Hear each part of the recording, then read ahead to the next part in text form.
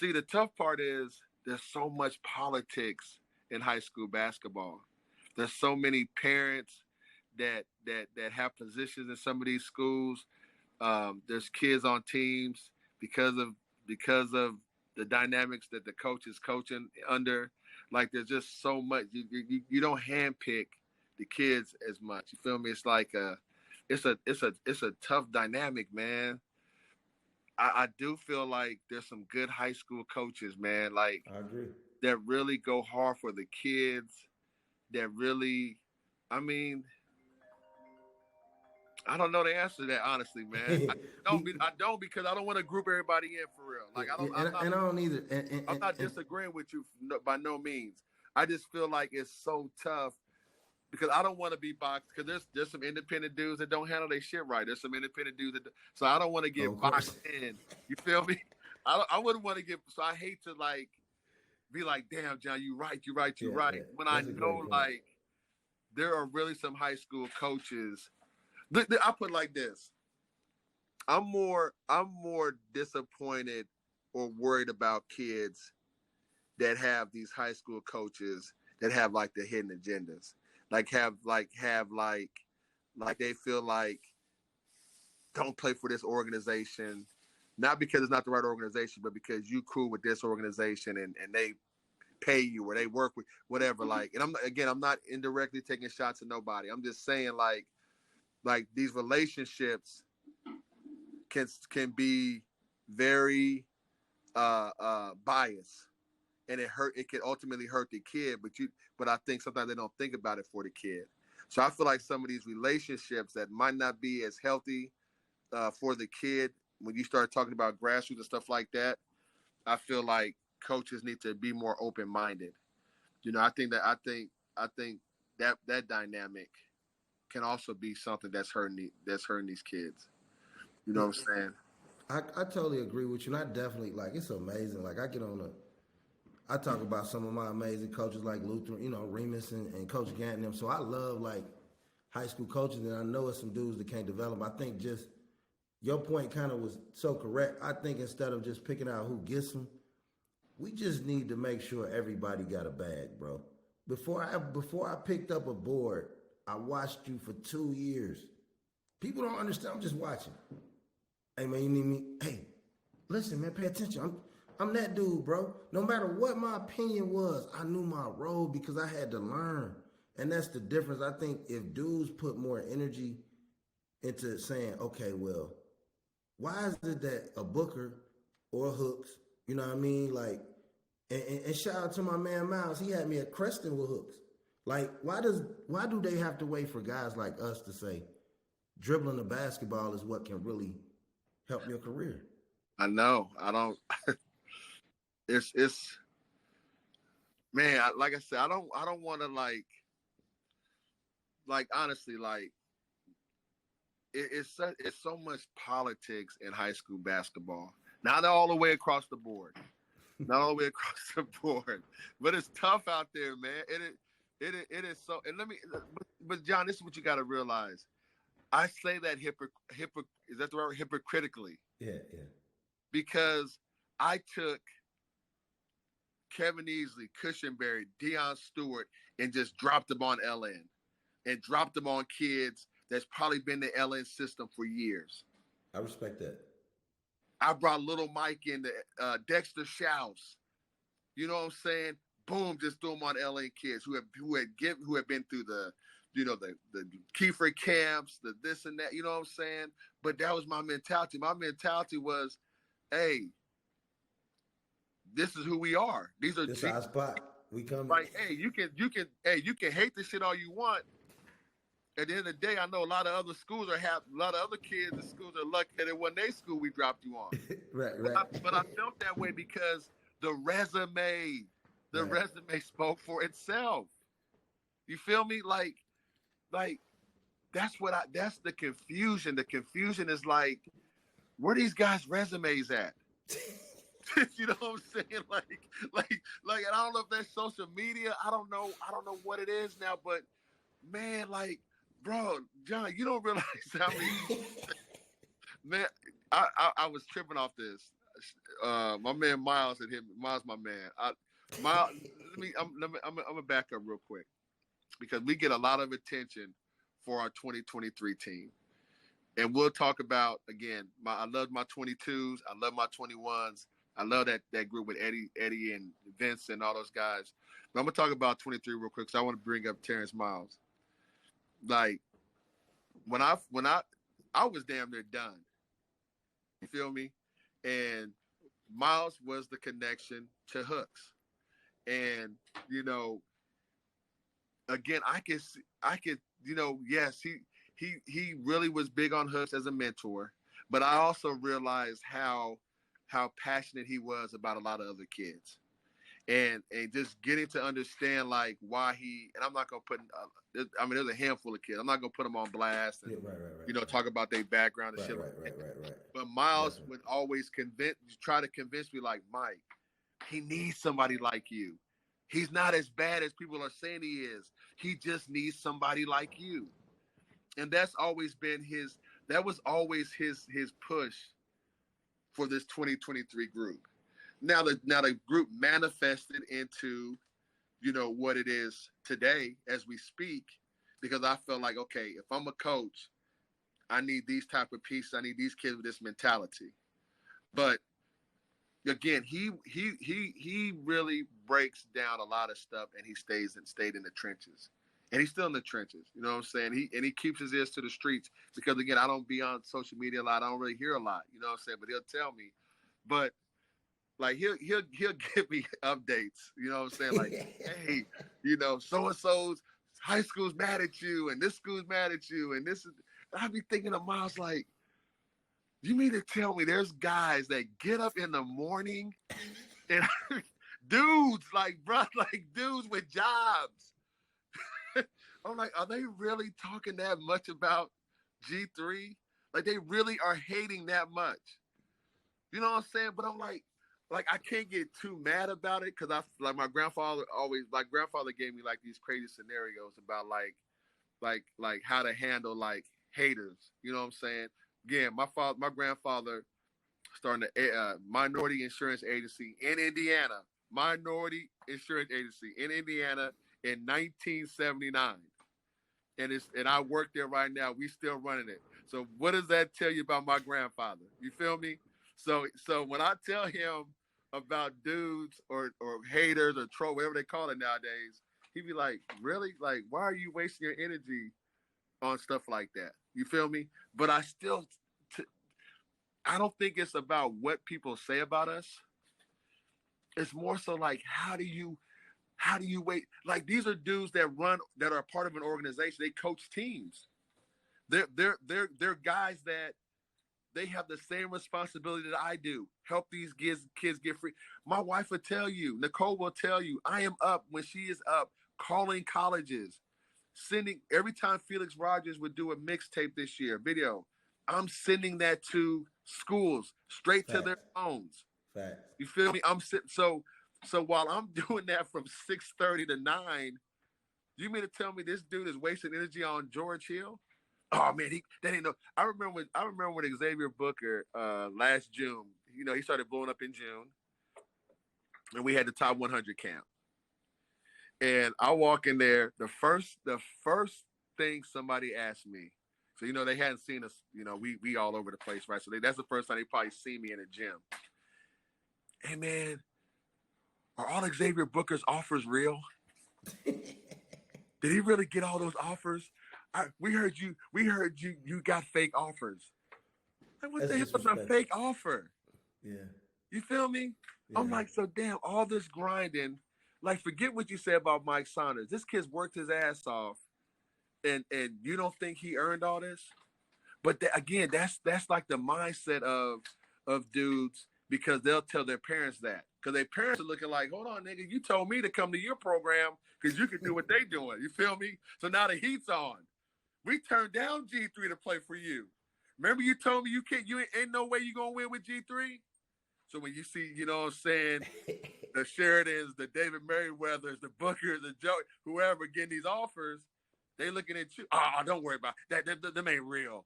Don't worry about it. I'm like, that's what. But my thing be like, how do we continue, or how do we get to a point where we even allow guys like that to even be relevant? You know what I'm saying?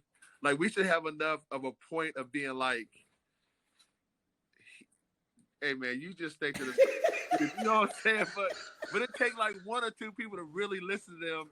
To like, I be feeling like, man, maybe after a while, if they didn't have nobody to listen to, it would stop.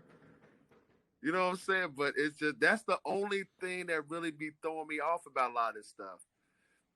You know, it's just a lot of like the resumes, bruh. Like the resumes. And look, I mean, listen, the pattern that we set, and I want to give a shout out to everybody from the dojo, man. 42nd and Franklin, like you welcome me in there. We used to have some of the most grueling practices you've ever seen for some children. Yeah, yeah, it was crazy. You know, and here this man is running around, running an organization, teams here. And not only this, let me say another thing too. I want to give you flowers. I don't want to get off track. But you was one of the first dudes that put the same amount of money in your B teams as you did your A teams. And I always, once I went out on my own, I'm like, God damn. Like, what the hell going on here? Yeah, yeah. Because y'all was doing it for the tough. community, man. Yeah, You know what I'm saying? Like, John Loud don't get in the game. I don't get in the game with no organization, bro. Like, and let's talk about your national footprint, bro. Like, how that was earned. Like you said, the Atlantic cities. Come on, man, what the fuck's calling me? The Atlantic cities. How that was earned through the Atlantic cities, the Washington D.C. Like, we went in them places, and then that helped get to that point. Let's talk about some of them grinds. Yeah, because you had to be, again. It's a process of listening. It's a process of like, man, you got to back up sometimes, man. Like yeah, we was murdering motherfuckers, but it was like, hold on, let's figure out what's the next phase. So again, you had to network. You had to build these relationships. You had to show people, yeah, between them lines, we got these pit bulls. But I come from, again, I come from a business. I come from a grandfather that ran a business, a minority business. So I know how to conduct myself off the court. So you gotta make people respect your intellect.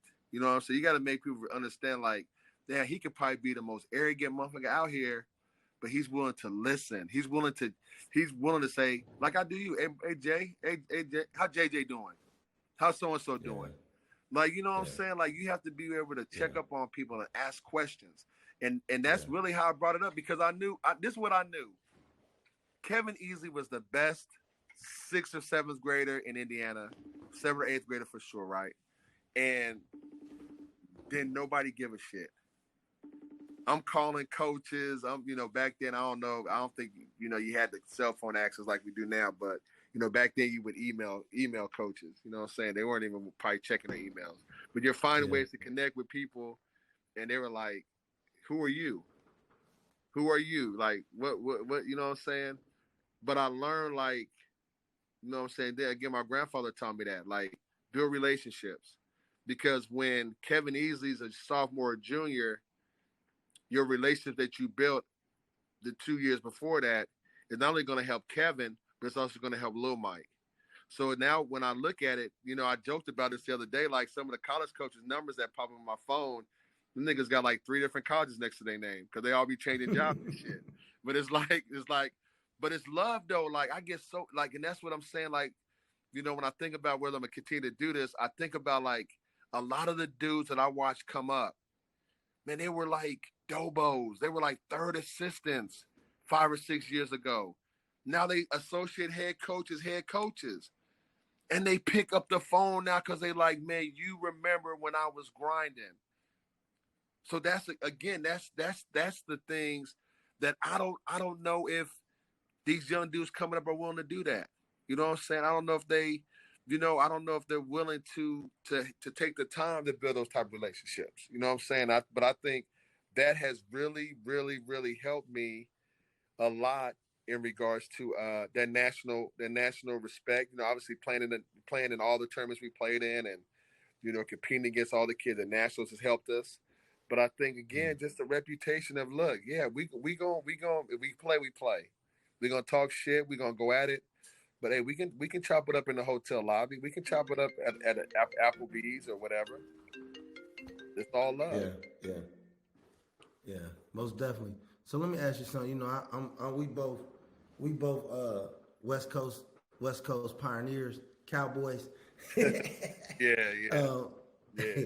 you know, me first. You know, I asked a lot of questions. How did first of all, how's little Mike doing? He doing good, man. He home now. Well, he's getting home now. The Good. little nigga missed his flight earlier today. He should have been home already, but nigga left his wallet in the car. So I'm like, how you leave your wallet, bro? But Shit, he'll yeah. be home. He'll be home in about 2 hours, man. 2.5. Yeah, So 2.5. how did what was the pivotal just the personal decision as a father and a basketball mind seeing the scope? What made you take the jump to Wasatch and you know after that how did it affect them? You know how did it benefit them in your opinion?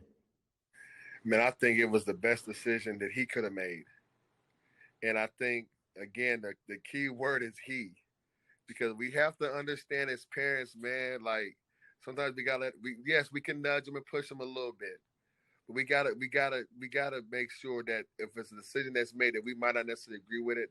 And again, now, I mean, I ain't talking about no gang banging, selling drugs, all that kind of Right, right, right, right, right. Use some common like sense here, people. some of some different dynamics in Yeah, terms of yeah, stuff like that. If they're comfortable, you want to make sure they're comfortable. yeah, And that was the whole thing with Lil Mike. He saw the opportunity to really elevate his game, yeah. get out of his comfort zone. And, I man, when I look back at that decision to move Lil Mike, man, there were so many natural factors that I look back now and I'd be like, damn, you know what I I felt like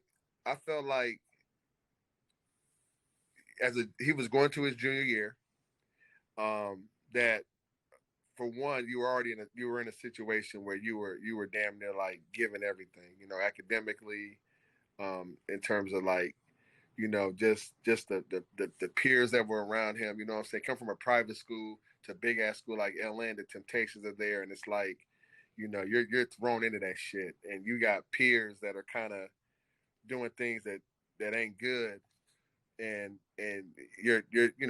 Mike was young, he's like 14, 15 in high school, so he's seeing all this shit that 19-year-old kids experience, to take a while to experience.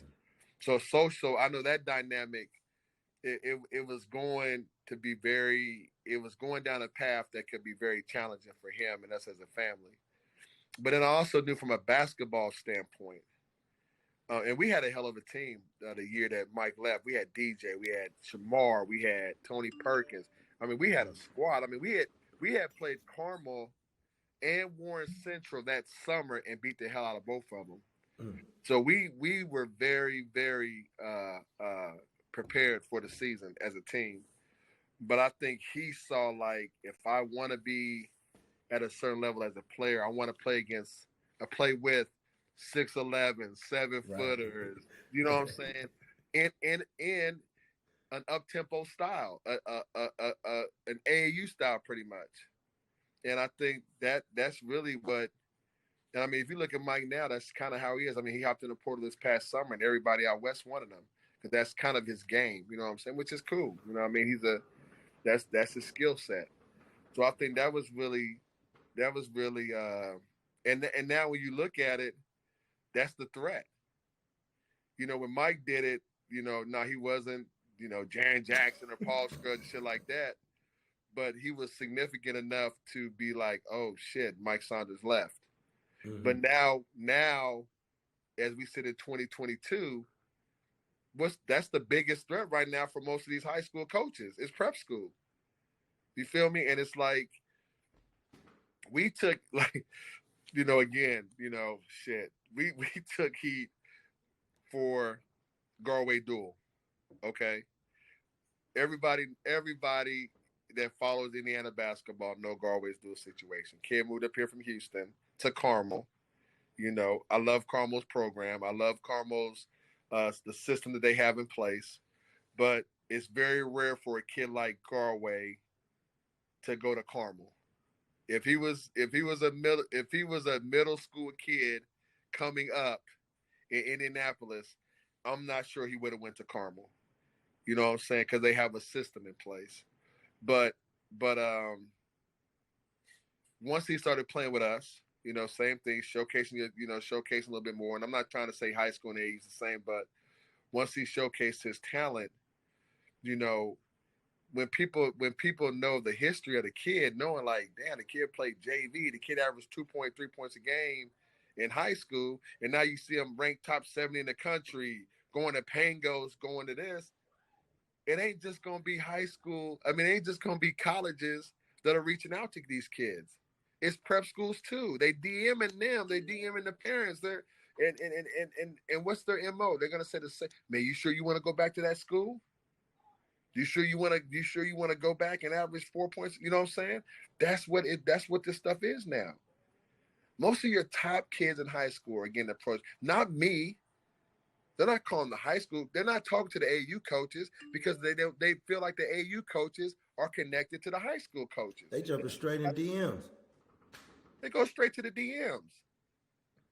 But when Garway Dewar makes a decision that he feels best for himself, oh man, Mike Saunders and Chris Scott, man, they send kids to prep school. They bad for the city. They bad for the state. What? What? Like, and people don't understand, like, Garway 6'5" with the wingspan, bro. That's all West Coast. I mean, but John, these guys get mad at these prep schools, and I'm sitting here thinking like, damn, the school right across the street is trying to get your kid. Wait a minute, dog. So hold on. You mad at me, and you got this whole little like blame whoever, but the same dude you sit in the same room is steady trying to get an address for this kid to go to somebody else's school. My message to high school coaches that complain about prep schools is this: until your practices are to the standard where they respected by the majority of college coaches, and you get kids in there 2 hours a day in the morning, 2 hours at night, and it's not just drills, they not playing knockout, wasting time, and it's an embarrassment. Then you gotta stop complaining. That's why prep schools are swooping your kids, because they trainers are better, they work out better, they discipline. If kids are getting in the gym at 2 in the morning, so the hungrier kids are chasing that prep school dream, and high school's gonna fade back. That's what it seems like. That's what it seems like. And like, again, so you look at us, and we're recognized as an organization that thrives on giving the underdogs more exposure. You know what I'm saying? The Xavier Bookers, the Joey Browns, the Sheridan Sharps, the Javon Smalls, Nicholas Limba. Huh? Limba. The Limbas. You see what I'm saying? The key, like, if that's what we do, and all this attention is coming to these kids, again, what else you think gonna happen?